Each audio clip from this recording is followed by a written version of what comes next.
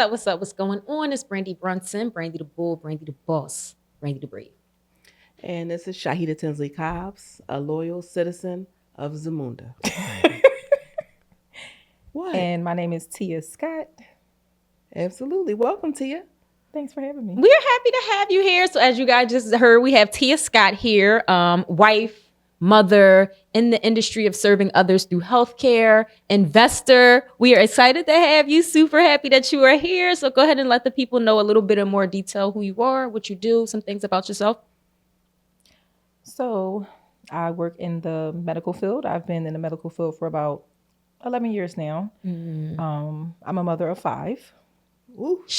Ages 21, 12, 4, 3, and 11 months. Wow.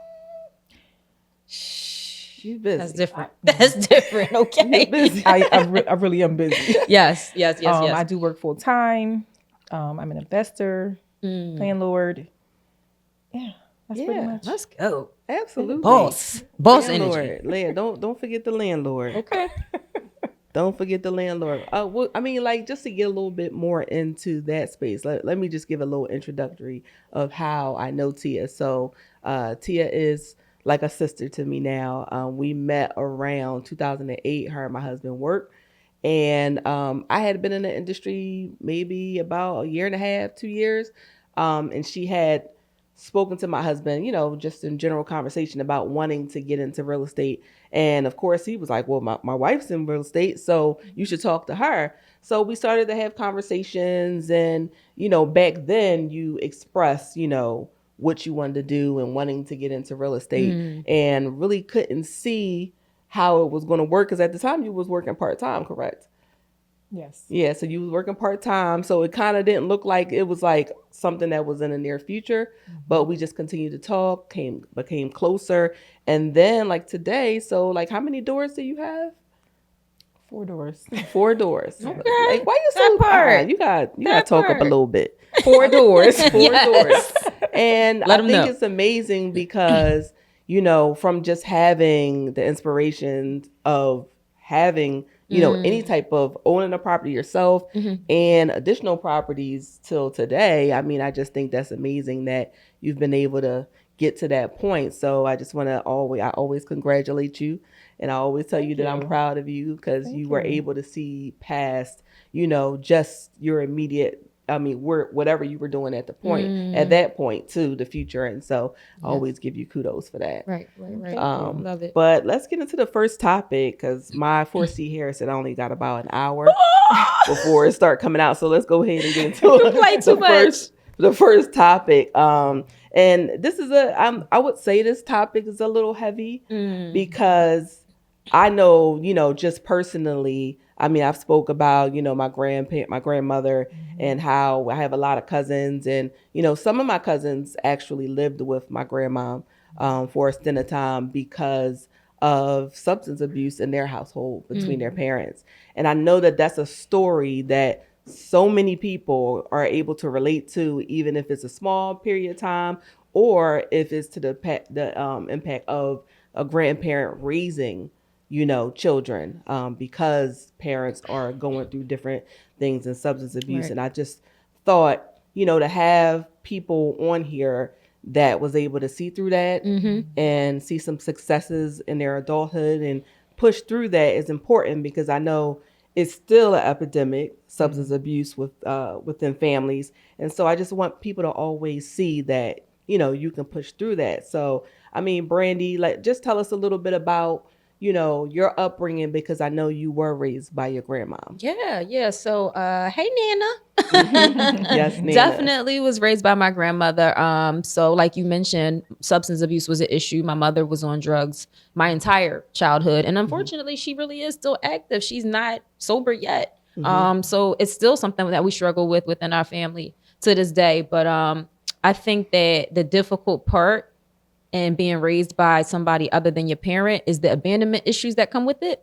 I've learned how to, be more agreeable, more likable, because I always felt like people were going to leave me if I wasn't. Wow. So I've adapted and not been as vocal about some things or, not to be a person who people don't want to be around. So it's kind of shaped my adult life and my character and my personality traits. And it helps because, like I said, somebody wants to be around people likable, but oftentimes I don't speak up on things that I should because I feel like, I don't want to be left, or I don't want this person to not come back or not want to be around me. You know what I mean?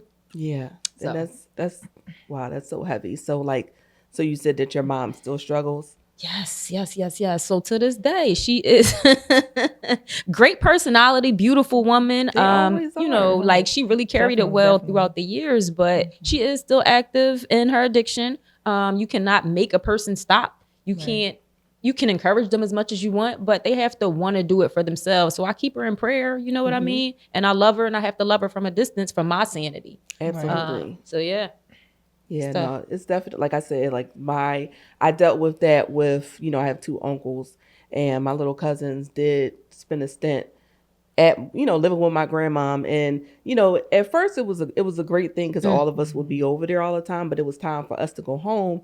There was always a sadness to them because they were left there. And it's like, so what about me? It was definitely a what about me, or can I come either to my house or my cousin's houses? But having, multiple siblings, because your mom has multiple children, but your dad you're your only dad's child. Exactly. Yep. Yeah. So it's just that kind of can help because y'all can kind of lean on each other. Right. But Tia, tell us a little bit about your upbringing, because I know you also was raised by a grandparent. So tell us a little bit about that. So yes, I was raised primarily by my grandfather. Mm-hmm. But wait, how old? Around how old was your grandfather when he took that on? Oh, he was old. When he passed away, he was 87. Oh wow. Yeah. So he's had us since we were babies. Oh Yeah. my goodness. Literally babies. So he had me, my sister Lena, my brother Bobby, my little cousin Keisha, and my little cousin Troy. Mm-hmm. So it was a lot. Yeah. My mother and my father were on drugs, pretty much. And it's crazy because my father was in the home.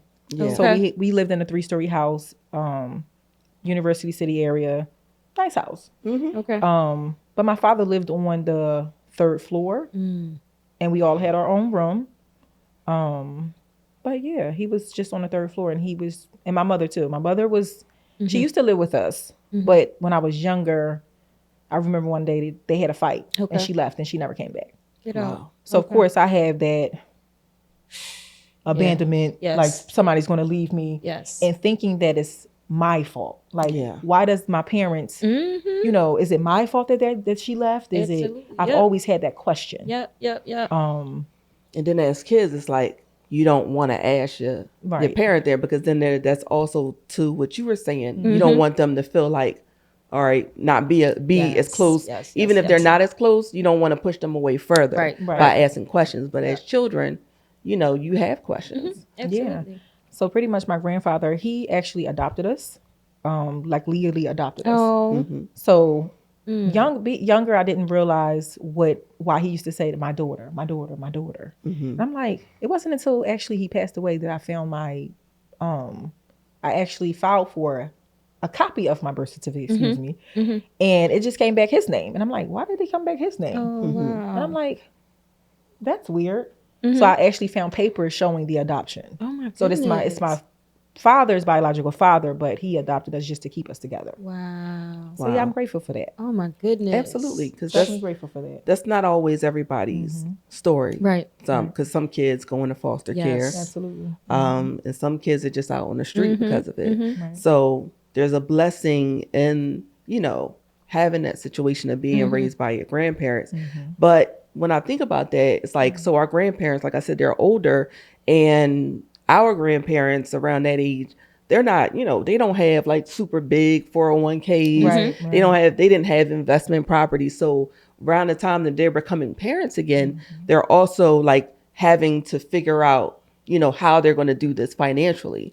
So tell us a little bit, because I know you told me that all of y'all went to private school.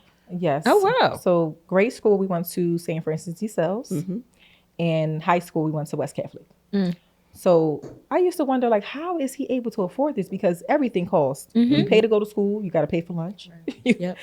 So if I'm not mistaken, I could be wrong. I think my grandfather, I call him my father, my grandfather, he took pretty much a loan out of the house just to pay for our schooling. Wow. You know, just to pay for our schooling to make sure we all had a, you know, good upbringing. A chance. Yeah. Yeah. And probably, and I feel like sometimes parents, grandparents overcompensate because they know that there's a deficiency Yes. on the end of your parents not doing whatever. So it's just like, all right, well, let me try to put them in this type of space. And have you ever had any conversation with your grandma, with your grandfather on like why, or was it an option, or was it a hesitation to take you on? Did you ever get a chance to have those conversations? So for me, she would be very vocal about, like you said, trying to keep us together. And I know that the adoption process actually is very difficult because, well, not very difficult, but it is a little strenuous. And I think you got to jump through a bunch of hoops, and there's a lot of red tape involved because we tried that process with a few of my siblings. So she definitely was vocal about trying to keep us all together. We did have people come out and investigate and possibly request that we be sent to the state and have a caseworker. That's So crazy. she stepped in immediately and and did her part. And she really dedicated her life to it too, because to this day my grandmom is raising my siblings. So yeah, my mom is in the area, like she lives in close proximity, but she makes sure that they get up every morning and go to school. And she lives not far from me, and I go and check in and make sure they're straight and stuff like that. But she literally dedicated her life to taking care of her grandchildren. That's what she thought her life purpose was. Well, I think some of it is a second chance because, like, we meet our grandparents when, they done lived a life. Yes. Ooh, that part. Yep. Yeah. And you don't know, we don't know Yes. until we sit up there and listen to Yeah. everybody's stories of what they didn't do. Right. And if their child is on drugs and not able to take care of their parents, Yes. I'm thinking they're wondering like, well, what did I do wrong? Right. So I got to make this right. So I got to be here for these kids, opposed So to, true. if they're not like, I mean, I can't really see a time where I would like want to see any of my loved ones on the street. Yes. And in my cousin's situation, like it almost felt like we just all took care of each other. And I don't know if that was a strategic on my grandma's part to make sure some of us didn't feel like they were being slighted because their parents wasn't this, but like we definitely would take care of each other. And I'm just wondering now if that was just something. And like you said, like your mom had a good personality, and you said Yes. like they do be the best people. Right. But one thing about the drug epidemic in the 80s is that there was no warning to it. Like a lot of the drugs that was out, it was, heroin was out, coke was out. That was a party drug. You had, mushrooms, but there really wasn't a future that you could see. Like if I do this, and what I'm referring to is to crack. Yes. Like it really crippled people. Yes. And like Absolutely. that one time could have just been it. And I think that if it was explained to kids that this is a disease like how it is now, Yes. it might have made more sense. Yes. And then yes. the abandonment issues and just the, the ways you would have been feeling about your parents, being, abusing drugs, Right. it wouldn't have hit as hard because you were like, all Absolutely. right, they're sick. Yes. Yep. I agree. think with me, I never understood. It's like with my mother, it's like, okay, mom, it's 3 of us. We're together. You have 3 more kids after that. So it's like, how can you have 3 more kids after that and you don't even have us? Right. So my brother, he was raised by my grandmother. My sister, she was raised by my aunt. And then my other brother, he lives with his father. So it's just like you had 6 kids and you didn't have any of us. Right. So my father now, he's doing great. Oh, good for him. Yeah. Like, well, go to this. Cause I know you are daddy's girl, even though the situation, what it was. And then when it came time for your dad to, he needed some assistance in his living arrangement, you went all out. I did. So talk a little bit about you being able to muster that type of care for him, even though he might not have been there for you. So I think sometimes with my siblings, they hold grudges or hold. I'm trying to find a right word.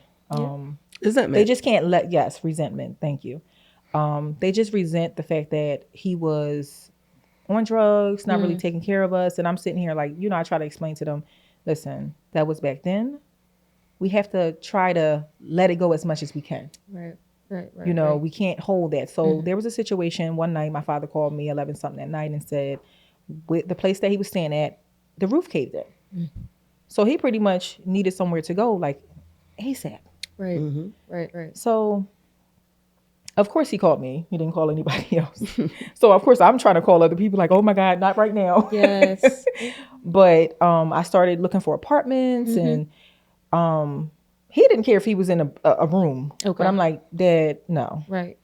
You're 60-something years old. Right. We're going to get you something nice. Yeah. Okay.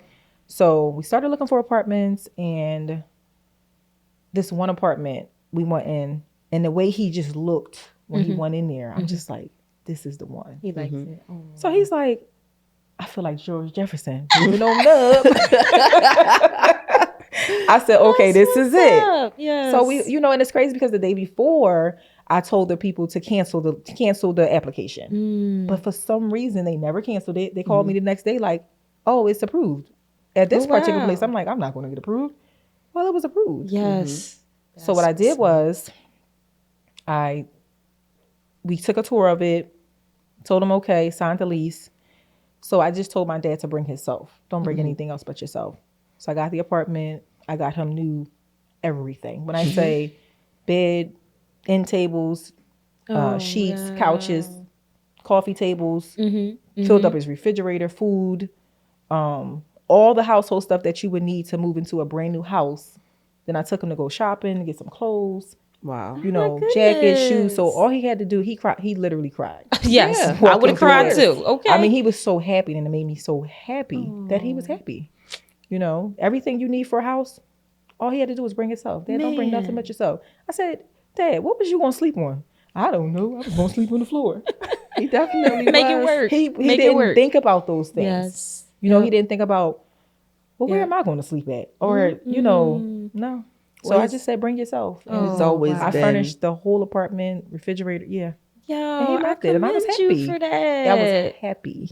That's awesome. But That's it made what's you up. feel good, though. It did. It really did. It really did. Like, I don't hold any type of anything towards them. Right. When they're on drugs, it's like, okay, you chose to be on drugs, but it takes over. It's a disease. Right. It takes over your mind. Yeah. Absolutely. And I don't think people take into account that they are people with emotion living in this addiction, and there is guilt associated with it. They know they weren't great parents. They know they're not probably the most, easy people to be around and stuff like that. So you got to take into account that they still do have feelings and, and guilt associated with being in that addiction. That's it's kind of sad to see. Yeah. But and then he was, so you tell me about like he wanted to stay in a certain area too. Yes. So that was the hard part. So he wanted to stay in a certain area. So where we lived, he managed to get the apartment 3 doors down. I don't know how he did that. So he stayed there for some years, and then the roof caved in. But he didn't want to go outside of the area. But it's expensive. Yes. Okay. That's exactly. So he just wanted to stay in a certain area, and I made it happen for him. Oh my I'm like, I gosh. want him to be comfortable because he needs to be comfortable. Yes. Yeah. Yes. How dope was Absolutely. it that you were in position to be able to make that work? Go ahead. I love it. Yeah. And love it. he can't deny you. Y'all look exactly alike. That's dope. That's a great story. Yeah, it definitely is. And I just think that, for our grandparents, like I said, we meet them, where they live life. Right. And, and probably at their best. So it's always good to be able to, just express your gratitude to and being able to do that. Do you feel like how did you feel like your grandfather, like, was receptive to, you guys as kids and just stuck around and made sure everything was good for you? Like, did you think it was like fulfillment for him as well? Absolutely. I really do. Like, he took joy into taking care of us. Like, he cooked. My grandfather cooked. This is why at my house now, I have this like long, I call it like the Last Supper table. It's so long. Yes. Because I love when, if I'm working, my husband's working and the children, we all can just sit down and eat together. Right. I love that because I was used to that. Yeah. I was raised on we're all gonna we know It's whatever dinner you're time. doing, it's dinner time. Come downstairs and eat, and make sure you Okay. eat all your food because we're not Mhm. wasting no food. Okay. So That works. yeah, Definitely commend. Grandpops are the best. They are, man. They Yeah. absolutely are. Grandpops, grandmoms. My Yeah. grandmom was definitely like, a pillar Mm-hmm. to, our family and a lot of people that was around in West Philly, the West Philadelphia area. But like I said, like, she made sure like my cousins was good Right. for a very long time. They was grown and some of them was still there as well. And like we all actually spent a time of living at her house. Okay. When my parents broke up, I lived there for like the summer or so, but we were there weekends, extended stay on holidays, in addition to the summers. And my grandma's house didn't have nothing, no games, no nothing. She did have central air. I feel like she was the only person in West Philly with central air before it was a thing in the 80s. So, but that was just the house to go to. I don't know what it is about grandparents. And then my kids now are really close with like my mom, my dad, Yes, yes. and my husband's Yep. parents. So, it's just always a good thing that they are able to, Right. experience that. Yep. Yep. and I think with my grandfather, that house was the house to go to. I think everybody has lived there at one point. Yeah. And I'm not going to say my father was not like active. It's just he was a functional addict is what I call it. Okay. Like he was still able to go to work, but then after he got the money, it's like, I'm going to use it on this. And I think now to this day, he feels a little bit of guilt because once they sold my grandfather's house, he actually gave all of his kids, like most of his kids, he has a lot of kids, most of his kids money. And it's like, I thought he was going to smoke it up per se. Right. Yes. He paid off a $10,000 electric bill. He gave each one of his kids like $2,000+. He tried, and that really made me feel good. Yes. I'm like, he could have just did anything with that money. Yep. He Yeah. could have blew that money. Yes. But he's like, no, Tia, I need you to manage this, of course, with everything else. So went to the bank, got an account together, and I just, whatever he told me to do with it, that's what I did. Yeah. And I was proud of him for that. I really was. Absolutely. I guess those, that's the steps. Like when you try to right your wrongs, Yes. you trying to get towards a place where as though, you're not dependent on Right. the substance when you're trying to right your wrongs. I think Yes. that's what they say. Yeah. Yes. So you mentioned that you are a mother of 5. And you also said that you were able to put your dad up comfortably. So you had to reach a certain level of financial stability and comfort to be able to do that for him. So talk about kind of your process and chasing your dreams and working your way towards success and doing it while being a mother and also having to help your children learn how to work their way through success as well, because you have some older children. Ooh, where do I start? That was a loaded question. That was very loaded. So for me growing up, I saved. Okay. I never really was like, oh, I'm just going to go out. I was always the person that was, oh, I'm working, I'm going home. I'm working, I'm going home. There's times that I didn't have much of nothing, like extra money. Okay. But as long as my household bills was paid for, I was okay. We had food, I was okay. Right. Nobody knew I was broke. I didn't have no extra money to do anything. But we were good. So growing up, my grandfather always told me, if you want something done, do it on your own. Okay. Because waiting on somebody else, you will most likely be disappointed. Right. Disappointed. Yep. Yeah. Yep. So- for sure. And he taught me about just saving. Yes. Save your money. You never know what can happen. Okay. He just taught me a lot. I just miss him so much. He taught me a lot. But I just saved. I worked and I saved. Like, backstory of me buying my first home. Okay. So I worked at Home Depot part-time. And then I applied for Mercy. Mercy Hospital. Okay. So I applied for that. I was actually working 7 days a week before I bought my first home. I'm like, this is my goal. This is what I want to do. I was working 5 days. I was and I was also going to school. So I worked for a period of time, 9 to 5, and I went to school 6:30 to 10:30 at night. Oh my goodness. But I knew it was going to be a good ending. I had to think about that ending goal. Yes. This is what you want. You want to buy a house. You want to do something different. But I work 7 days a week. So I work 5 days full time, and then I work part time on the weekend. And I bought my house at 25. Yes. Let's go. I'm like, I'm not going to continue to, depend on others. Yes. At that point, I had a child already. Yes. I had 2 children, actually. I'm like, I have to get my own place. Yeah. I don't want them to have to keep moving around because we've moved a few times. Okay. I don't want them to keep having to move around. We've moved at my aunt's house. We've moved at my son's father's house. That was a short period of time, though. That was short lived. You saying, oh, this is my remote. Okay. Yeah, that's all I was talking about. He It's time said, to pass go. me my remote. This is my remote. It's time to go. Come on, come This is my come house. on. Oh, okay.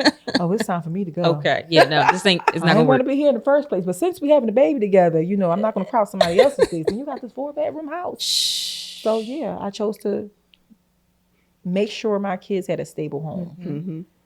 and they deserve it because they didn't ask to be here. Right. So I work 7 days a week. Yes. I went to school. Hard work. It was hard, Yes, but I did yes. it, and I'm happy about that.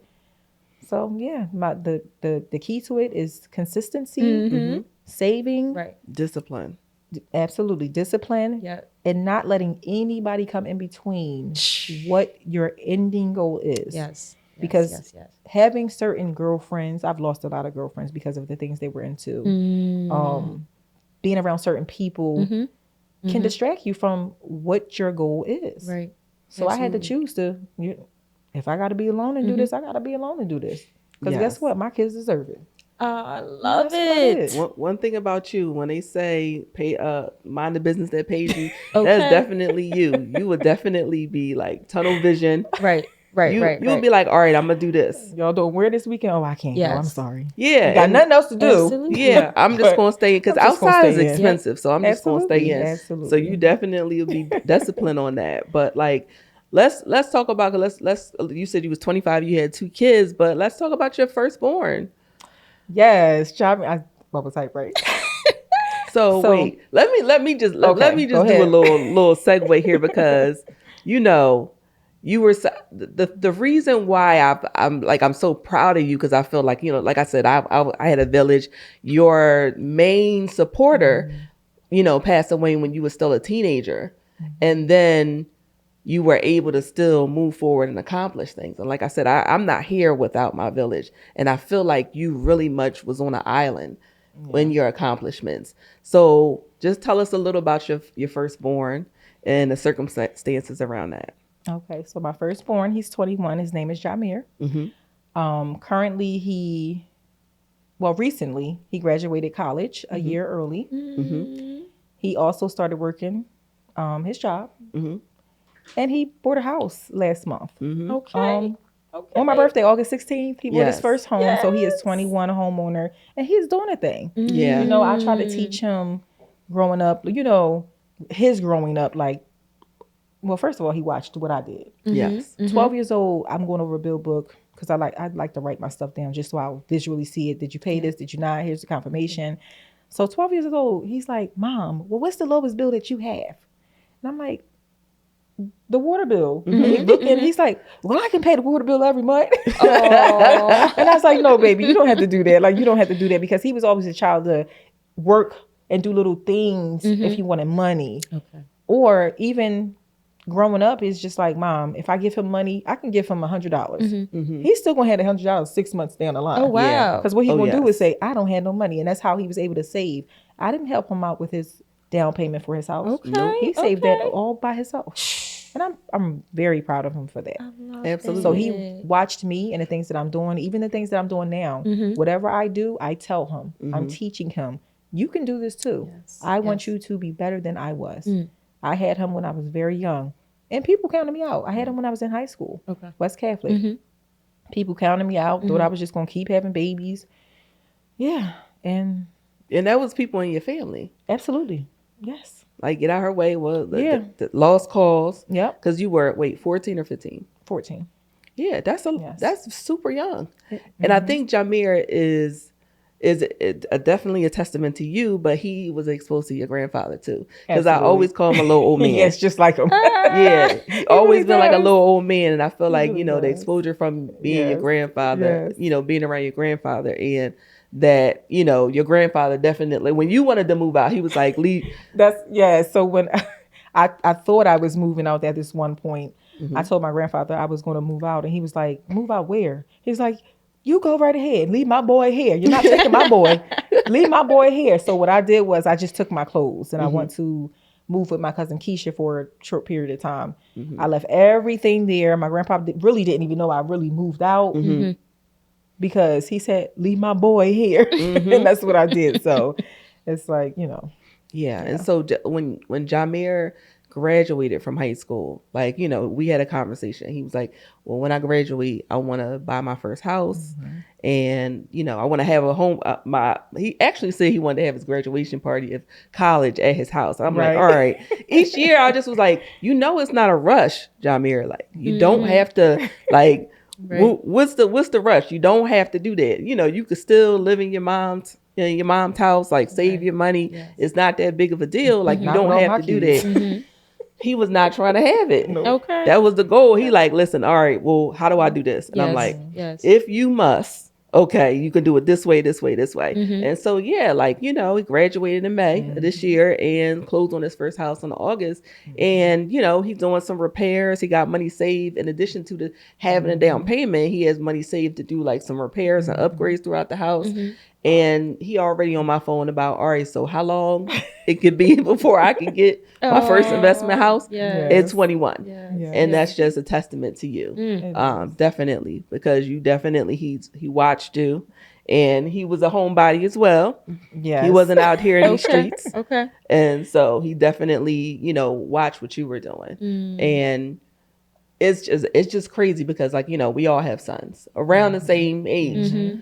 And so, Brandy, just like tell us a little bit, because like I know right now my kids, my sons, some of them are older, are trying to figure things out. Like, talk a little bit about, trying to pursue your dreams in addition to helping your kid pursue theirs. Right. So on one of our other episodes, we talked about, balance and trying to be great at everything all at once. So you have to try to be a great mother. You also have to try to be a great realtor or whatever your industry profession is. You have to try to be a great woman in your own right. You have to try to be a great person to other people. So, I feel like a lot of times I definitely fell short because I was trying to figure out how to provide a better lifestyle for them, how to be more available in terms of time, because it's important to be present in your children's lives, but how to also be able to say yes to the things that they wanted and to be able to provide them with a lifestyle that I feel like they deserved coming from nothing. Like, I came from absolutely nothing. So I refused to have my children come up that way.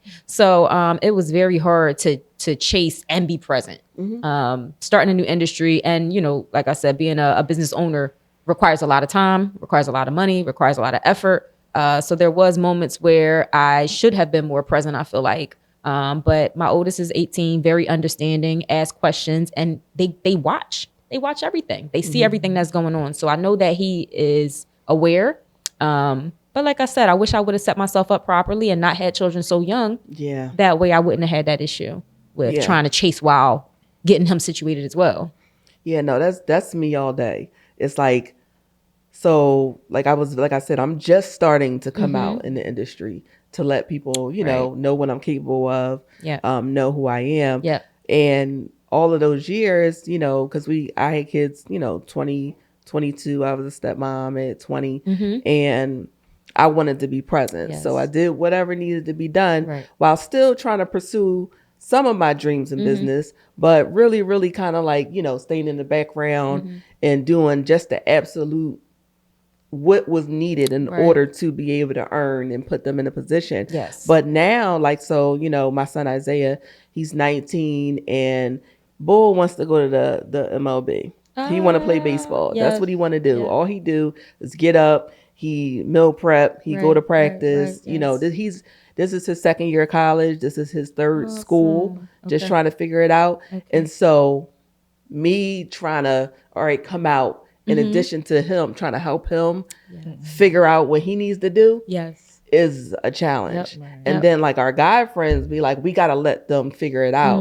But it's hard to just watch them struggle. So I'm just trying to, have conversations with him to make him do his research and then come to me and then I will advise him opposed to me just like, or you got to do this, Yep. that, and the third. Right. Because I don't want him to rely on me, you know, Yes. because he got to be a man. He a man. Yes. They definitely have to be a man. So it definitely is a struggle. And like you said, you know, once we're established, if we just focus on that, Yes. 20s, we just focus on that. We're established now.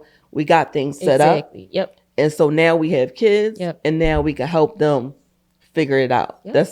That should be how it goes. Yes. But you know, most of the time it's not. Yes. And like that's where I feel like I should have waited. Yep. Because like I said, I'm now today, like I'm not really in the house that much. They very much asking me where I'm at, why you going Where there? are you? What's going on? Right. And they're not used to that, but it's just like I gotta go out and get it. Like Yes. I do. Yep. And you know, and then I'm here, obviously. Yes. I haven't been to one of my son's games. No, actually I went to one game. Okay. This whole entire, like from last season to now, he playing fall ball. And I haven't really been to any games. Yep. And it's like I just can't make it. But you know, I check in. You all right? You need me to be there? Yes. And he like, Mom, I'm fine. Right. So, but Yes. it is a struggle. Absolutely. But you know, like I said, we're trying to figure it out. Right. Right. So I do want to go into the next topic. It's a very annoying term that I've heard. I don't know where it came from. I don't know what insecure man made it up, but it's called the alpha woman. Like whether or not you're an alpha woman, and I'm assuming it means, I guess it can take on a lot of definitions. Okay. A woman who is very driven, independent, don't need a man, don't whatever, and it's just weird to me because I feel like we. At every course, every century, decade, or whatever the case may be, there's always going to be a struggle and complaint about what women. Oh, y'all want to vote? Yes. Oh, y'all want to be able to own your house? Right. Yes. Y'all want to not be able to stay in abusive relationships. Yeah. Y'all want to, stand by your man. Now it's y'all don't saying y'all don't need a man. Yes. Too masculine. Yeah. Oh my, too hard. Too masculine. Right, You want to be the man? Yes. No, we do Yes. not. I do not. No, I thank wanna be you. the man. No, thank you. No, I do not want to be the man. It's not that we want to be the man. I think certain circumstances, they can say, "Oh, well, you want to be the man," but when you're pushing me into a situation where as though I have to make those decisions because I'm the one that have to make those decisions, then it's okay. Yes. Yes. But then when you're okay and you're, say, for example, back on your feet, now is you want to be a man. Yes. Well, that you didn't say that 2 weeks ago or a month ago when I had to be the man. When I came through. When I came through with what you Yes. asked me to come through with. How do you think I'm in this situation? You know, like Or in a position to be able to, spot you, right. unless I'm doing this. Right. Absolutely. Yeah, no, you have to wear the hat, and then, it can be difficult sometimes to take it back off. So if I have to be in a capacity of grind and hustle and make sure that I'm helping you and being a helpmate and assisting, you want me to take off the hat and be soft. So it's like, it's kind of hard to do both. it really is. It is a struggle. It can be a struggle. But you also want to be supportive of your partner and be assistant. Yeah, I'm more so like, why can't we just? Why does it have to be we want to be the man?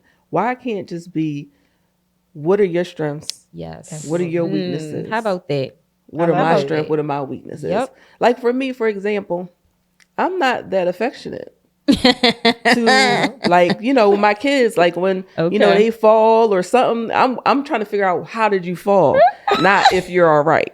Whereas though my husband is like over there with Band-Aids and kissing boo-boos and shit like that. And so I'm just like, we have strengths and I don't know why I'm that way. I think that's just how I was raised. It was just like, right. What can I do? Actions opposed to words. Yep. Growing up. Right. And there's nothing wrong with that. But it's just like, why can't we just focus on what you're strong at, what I'm strong at? Yep. And like play off of that. Why does it have to be roles? Why does it have to be, oh, you want to be the man? Yes. And for me, I don't really care about the process. I don't care if I'm bringing something to the table or if I'm doing something. You can say you did it. I really don't care. That's how I am. I don't care. Because I'm not like the audience. I'm Right. not worried about. I'm worrying Yes. about the result. Yes. What's So- the problem? Did it get done? What's the solution? Yep. Yeah, Let's absolutely. figure this out. Right. And it's just like now it's like, oh well, y'all, you know, I'm not single, but it's just like Yes. I feel bad that the conversation is shifting towards, all right, you're single because you want to be the man, or you're single because, Right. you know, you're an alpha woman, you want to Yeah. be independent. Where does a Yeah, man fit yeah, in? yeah. Definitely. I mean, Definitely. it shouldn't be where does a man fit in. It should be where does the man add? What does he add to? And yes. It should be an yes. addition, Should be not add a value, yeah. replacement. Right. Right. And right, that's right. I don't know why that is. Because for example, my grandmom was born in 1929. She was when she had a 2-year-old, which was my mom, when she met her husband, and then she had 6 additional children. He was in the army, and he wanted her to be a stay-at-home mom. She was in nursing school. She gave up that dream to be in a stable situation, because apparently being a nurse back then was not stable for a woman. Right. Right. I mean, we're talking about before women could own property, Black women especially, or before they would be able to vote, Right. and have certain rights. So like even her mother, her aunts, listen, you better go with this man because we don't know how long they might not need nurses. Yes. So it wasn't something whereas though it was promoted like, all right, you're doing a good thing, you're in school. So she did what the safe situation was go be with someone who had, I guess, you know, a regular income or whatever the case may be. Right. And he also had a drinking problem and a gambling problem. So he was bringing in money, but if she didn't get it before he Yes. went outside, it was Yes. gone. So the lights was going to be turned off. Like all of these things was Right. going to be turned off, Yeah. and Yeah. everything was going to fall from the bottom. So what she did was, you know, she good cook, very, you know, had all types of things she was good at and making money legally. Yes. Yes. So, you know, when he was away or he was on his binges, she might go sell dinners. Okay. She might go bartend at a bar or whatever the case may be, right. just to get some money up. Right. So if he doesn't come home with the money, she'll be able to pay it. Yes. And it wasn't something she was throwing in his face. Mm-hmm. And it wasn't something she was going around telling people. Right. But she knew she wanted her kids to have, and she wanted the lights to be on. And she didn't want to be on the street. That part. And so I can say when they be like, oh, we need women to be like how they was back in the day. That was women back in the day. Okay. Still holding it down. Yes. Absolutely. No matter what. Absolutely. And it's just like, you shouldn't want women to have to struggle the way they did in the 30s and the 40s and the 50s, 60s. Like, it should be a progression that all men are, you know, absolutely happy for. And you shouldn't feel deficient because a woman is out here doing her thing. Right. Yeah. But that's coming probably from a man that's not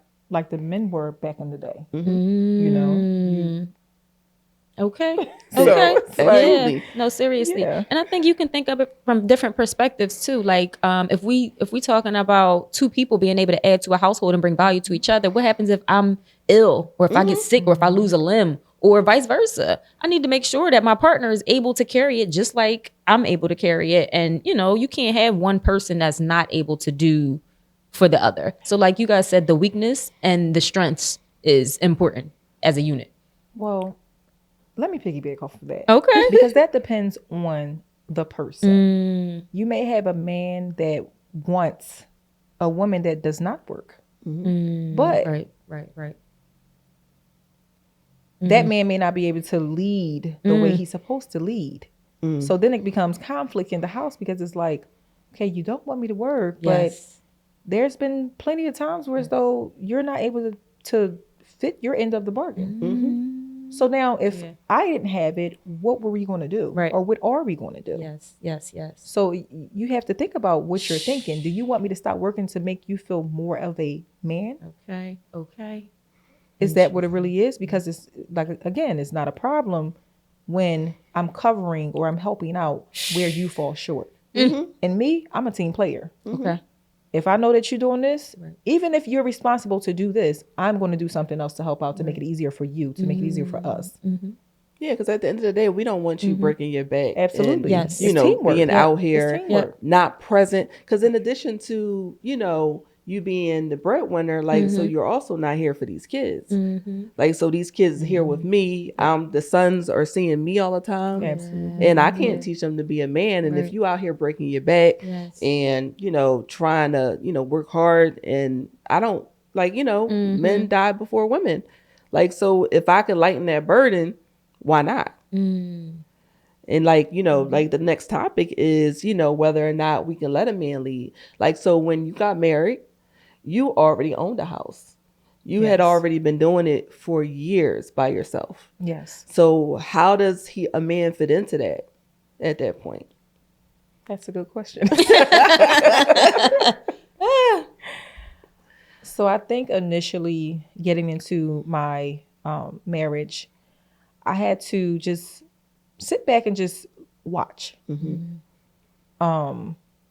in all honesty, my husband didn't want me to work. But I had to make sure, because I had other children outside of our children, that you were able to consistently lead. So I'm not saying that I didn't want to stop working. It's due to the certain circumstances that I couldn't stop working that I don't think he understood. It's like, I want you to do this because I want you to do this. But I'm like, let's be logical with this, the whole thing. I can't. I have responsibilities that you have nothing to do with. You're not responsible for. Meaning, as if whether or not I have car insurance, whether or not I have a car note, or things of that nature that I had before you were here. I'm not going to put that off on you, and you're not going to pay those anyway. So guess what? I got to work to pay those bills. Yes. And I want to be able to contribute to this household, so it wouldn't be all of the weight on you. Okay. Yeah, because who wants that? Like, I don't. and here's the thing: if you out here and you working hard and you struggling, because you want to, you know, be the man and take care of the household, and then you coming home and you just had the nastiest attitude in the world, I don't want to be around that either. So Right. So, we talked about in episode 1 that I was in the process of a divorce at the time, which is final now. Yes. Why would I say that, like, celebratory? I'm sorry, Brian. It's a celebration, psych. But I'm sorry. That wasn't, no, I it's said that hype. You said it's a little too hype. No shade. But divorce is final. And one thing in my marriage that was a big deal and an eye opener for me is that we ran into infidelity issues. So when I found out that he was outside, I was not in a financial position to be able to get up and make a move. So imagine finding out, you know, that somebody did you bad and you really can't do much about it. I wasn't working at the time. I was doing the stay-at-home mom thing. He was the breadwinner. And, you know, I went without a lot of the things that I needed because he wasn't covering everything. And I also didn't have an egg nest or savings or anything to be able to get up and make a move. So here I am wanting to do something. I have to do something to show him that what he did wasn't okay. And that's not how, you know, he's allowed to treat me. But I really couldn't make much of a move. I was paralyzed, essentially, not having what I needed and not putting myself in position. So that was what a man leading in my life looked like at the moment. I was as hurt as I've ever been. And I couldn't even do anything about it. I had to sit in that shit. Okay. Yeah. See, quite upset. Quite upset. I was quite upset about it. I think with that's my fear of, if I do stop working, what would that be like? Yep. I feel sometimes that men will treat, and not all men, let me make that clear, not all men. Men treat women different that does not have their own backbone, their own money to do certain things. Because they feel like, you can't do nothing without me. Oh, for sure. And this is the truth. For sure. You can't do nothing without me. So I'm like, okay, what would that look like? Yes. I'll tell you one thing it's going to look like. It ain't going to be me. Okay. It doesn't look like me. It doesn't look like me. It doesn't look like me. It doesn't look like me. I'm crying. But that's the fear, though. Yeah, it really is, because you want to come together and do as you're told, be submissive. But it's very hard to do that when you know what your situation is. You have to be truthful to your situation, not nobody else's. Absolutely. Your situation. There's a time that I thought about it. But then something happened, and it's like, oh, you leaving? You telling me you're leaving, right? Okay, yeah, I'm not stopping working. Yes. Yeah. Because I'ma need the this- moment yeah. I really stop working, you're really Right. gonna leave. Yes. So it's like that fear of leaving. Or not Absolutely. even just leave, but just threaten or make you feel like, oh, I can get her to do anything that I want. And I don't know why it has to be like that. shouldn't. Like why It shouldn't be like that. like is It there is shouldn't. a such thing as a stay-at-home mom or a housewife, whereas though she gets a certain amount of month to freely do whatever she Yes. wants to, and there's not any restraints. And I don't understand, like, you can't use leading as controlling as well. Right. Like, leadership has nothing to do with control. If you Right. look like, just outside of a relationship, if you look at some of the best leaders or companies that are most successful leaders, like are able to delegate, Right. and leaders are able to put people in position to win. And I think it should be the same in a marriage. Yes. Like, if you're leading, I'm like, cool, like, but I got questions. Like, it should be like, all right, it should be like this, like, all right, this is what I'm thinking about doing. Like, what do you think Absolutely. about this? There should be input. Yes. There shouldn't be like, all right, if I'm sitting here and I'm not working, and I'm available for the kids, I'm available for you, whatever the case may be, that when it comes to making decisions, I should be a part of that. And I don't understand why it can't be like that. And then in addition to that, like, so when not my grandfather, because I guess my step grandfather, if that's the thing. So when he passed away, like, my mom was 18, the youngest I think was like a 10 or something like that. Okay. So imagine my grandmom all these years just really being that submissive wife that didn't work behind her husband's back and all that. Yep. And she had absolutely zero skills. Yeah. And he was in the army, luckily, so she was able to get I guess his pension or whatever the case may be. But it wasn't still enough for 7 kids. Yep. So, like, that's another thing. Are we taking out $1 million, $10 million life insurance policies for something to happen to you that you're able, I'm to be covered? Yes. Or do you just expect me to marry another man and just continue the cycle? And he gonna take on these 7 kids. And I think a lot of people don't think that far. Some people think I'm young, I don't need life insurance, or I don't need to have my affairs in order.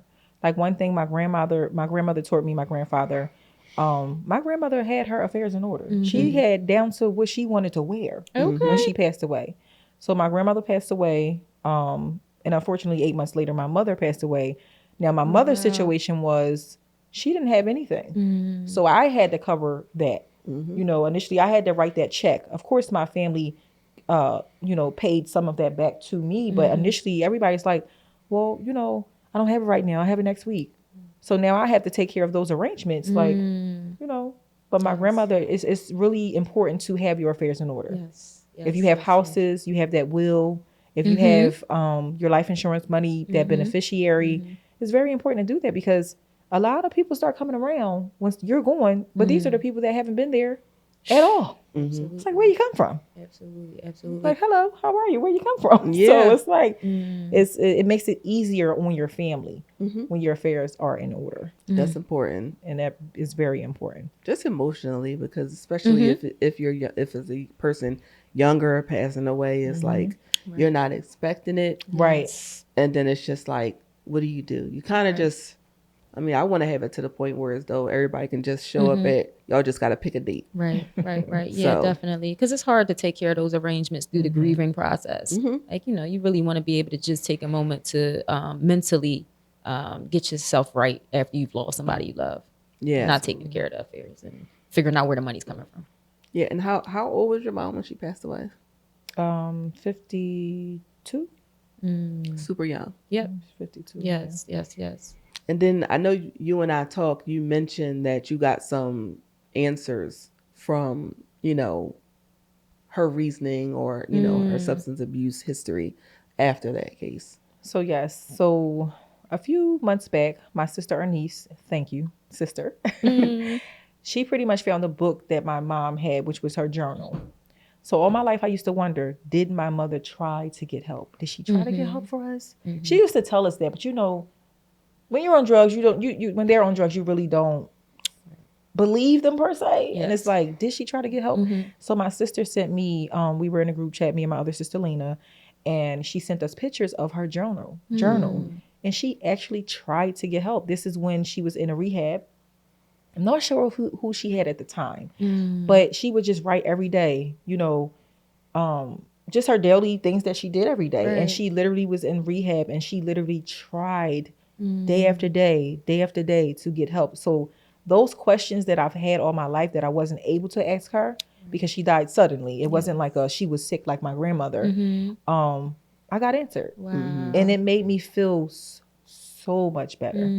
30 plus years I had those questions. Never got answered, but I finally got it answered. That's powerful. And I'm so grateful for that. That's so powerful. grateful for that. Wow. Ooh, man, first of all, y'all not going to be having me on here crying and things because this episode deep, baby. It really is. But I think it's important. Like my favorite books to read are autobiographies because, once you read somebody's book, obviously they've already made it to some type of level. So you want to know where they come from. So I just thought it was important because I know there are thousands of kids now. Kids are, people our age and younger that have had that type of upbringing. And I don't feel like nobody really talks about the effects on that and what it does to you, in your adulthood and how you move. Right. But on a lighter note, because I do want to talk about the light at the end of the tunnel. Like, let's just go back to like the fact that you like a whole investor now. Okay. So your most recent situation, again, you was on my phone. I was like, goodness. wait, I'm always on your phone saying I want to do this. And she be with it. Let's do it. Absolutely. Like, Let's go. Absolutely. I like, well, first of all, through COVID, you was like, you just sent me a property that wasn't even, it was off market. And I just was like, I was going back and forth with the seller and trying to get things done. And there was like a lot of barriers with the financing aspect of it. But that was your first property, which was the duplex. And you kind of just went in and tell us a little bit about the duplex. So with the duplex, I don't know. I just woke up one day like, I want to buy a house. So I just called her. Shahida, and I was like, oh, I want to buy a house. She's like, okay. I looked and I looked and I looked and I was about to stop looking, and something told me look at other listings, which was private owned houses, properties. And I just called Shahida, and she contacted. Well, I think initially he didn't want to speak with you, right? Yeah. Initially, I think he didn't want to speak with you, and then I got my financing, my pre-approval, on a Friday, and I was under contract. What, Sunday? Yeah. Ooh, because I called him. I called the owner of the house. Yes. And he said, oh, let me know when you get there. Send me a picture of outside. I said, okay. I saw the house and I was like, this is it. Yes. This is it. I've always wanted to own a duplex. Like literally, I have a list of things that I want to do. And that was on the top. But I was broke, so I couldn't do it. So, when I had a chance to do it, I'm like, we going to do this. Yeah. Like, you had saved some money. It was burning in your pocket. It was burning. I was like, all right, well, let's just wait. Because, I'm super conservative. And I'm just like, I don't want nobody. I was the last episode. I'd be like, I don't want nobody to lose money. I don't want to misadvise. But, we went in. You got the duplex. It needed a little work. Yes. It was in a zip code that wasn't, tapped in already. Right. And I was like, all right, so this is the next spot. It was Southwest Philadelphia, 19142. Yes. And it's been pretty lucrative. I had to stop her from doing things to the property. Like, no, it don't need that. It don't need that. I do have to get to the point where I'm like, I treat things as if it was me living there. And I think that's a good thing. Sometimes I do too much. Right. I can honestly admit that I'm really noticing like, why did you do that? That wasn't broke. Why did you do that? You just spending money for no reason, But with the latest property, I actually tried this for the first time. I went through, let's start here. I was reintroduced back to Anthony Lee. We did go to high school together. He came over to one of the duplex, and he was going to give me a quote on how much it would cost to make that a unit, like in another unit in the basement. So I got a quote before him, and it was like, oh, it's going to be $60,000. I was like, wait, what? Right. So he said like 30, but he was like, why would you spend $30,000 on making this a unit when you can get another house? Yeah. I said, well, how can I do that? Let's go. Yes. Yeah. So tell me more. He basically gave me the connect with the hard money lender. Yep. And shout out to Anthony Lee. Thank you. Yes. And hard money lender got me connected with them. They had me put down a certain percentage, which was higher than normal because this was my first time. We went through with that. So I bought a shell, not a shell, but kind of like something that's like a fixer upper. Okay. Yeah. Yes. So it really wasn't though. It was, but it wasn't. So what it was, and why I think a lot of people passed on it because the exterior was a little crazy looking. Yes. Okay. But the owner had started doing the systems inside, and if you've ever done a renovation, the systems is a large part of the renovation. Right. So I was like, and it had a whole bunch of crap in there, like they were storing stuff. Okay. So I was like, well, I think we should do this one. Gotcha. Yeah. So actually, I looked at the property before, and like she said, I said, oh no, yes. what is that? Okay. I'm not going to buy that because I wasn't used to it. But Shahida sent it to me, and she was like, we're doing this one. I said, let's go. Okay. So got that one, got the work done, house done over, and I was able to refinance it. I have a tenant in there. Yeah. Thank you to Shahida. Right before. Like John Drew Construction. Yes. Right. Another Anthony Lee. Thank you. I love so yeah, I mean, with that, as far as that property, I did call Shahida. I was actually on maternity leave at the time, and I was off work for about 3 months at this time. Total 3.5 months, but when I called, it was like 3 months, and I was like, I want to buy a house, and she just was like, well, do you want to wait until you go back to work and get a couple checks? I said, no, I'm ready now. Let's put this cash offer in at first, right? Yes. And she put the offer in, and then they rejected. It was too low, and then that's where everything else came into play. So I was given instructions. I followed those instructions, and everything worked out. Oh my gosh. Yeah, you just recently refinanced. So what is it called? The Burr method. The Burr loans. no, Burr loans is that, but it's called the Burr method. What is it? Buy. Renovate, refinance, or something like that. Do it all over again. Yeah, and repeat. Yeah, there we go.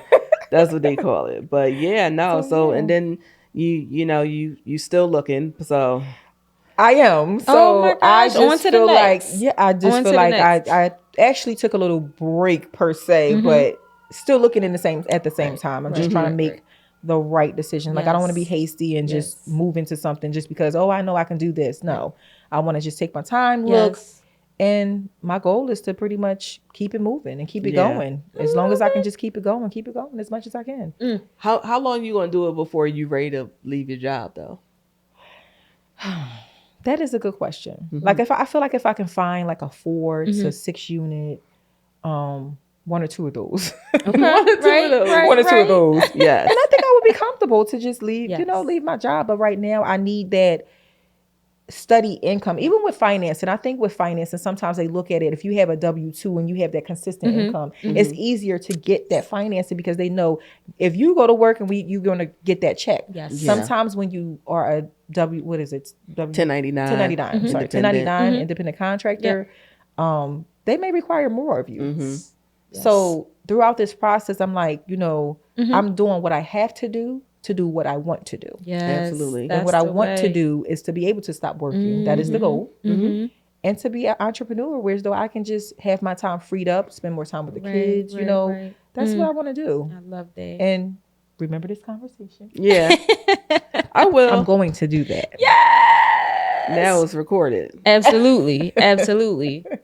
Well, yeah. It will be done. So, absolutely. Yeah. So I mean, I already know it'll probably be, if not this year, early next year, you'll be like, just come out of nowhere, very serious. That's what it just be like, just in conversation. Random. And then it'd be like, I'm ready to go. Yeah. And then I just be like, oh God. But thank you, Tia. Like you're such a closed book. Thank you. And I appreciate you coming up here, telling a little bit about your story. Yeah. I know a lot of people would take from it. Same thing, Brandy. Yes. Like I know it's not the easiest thing to be an open book and tell about, things that you've gone through. And we got so many more episodes, but this episode 4? Okay, we out here. Yes. But first of all, let me commend you for a moment as well, because when I say you do your research, you make sure you know what the topics are going to look like. And I was surprised when you started asking me questions, because I was like, how you know all that? How you know my business? So you always come with it. Always on point, y'all. Always on point. So I do want to say thank you to Shahida. Thank you. for always being here for me. I love it. Whatever. I'm here. Yes. I'm I always appreciate here. you, and I thank you for But that's- everything you've ever done for me. And the Let's kids go. and the family. Let's go. Absolutely. That's a wrap though. Yep, Episode yep. 4. Episode 4, baby. Y'all like these shirts? They cute. Got the shirts. Y'all want a shirt? Let us know. Yep. We get y'all some shirts. Yep.